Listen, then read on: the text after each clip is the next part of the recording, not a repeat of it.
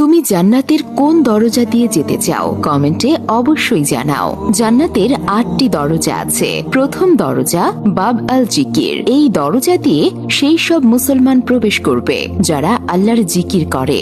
দ্বিতীয় দরজা বাব আল ইমান। এই দরজা দিয়ে সেই সব মুসলমান প্রবেশ করবে যাদের আল্লাহর উপর প্রকৃত ইমান আছে। তৃতীয় দরজা বাব আল কাজিমিন। এই দরজা দিয়ে সেই সব মুসলমান প্রবেশ করবে যারা রাগকে নিয়ন্ত্রণ করতে পারে এবং অন্যদের ক্ষমা করে। চতুর্থ দরজা আল হজ।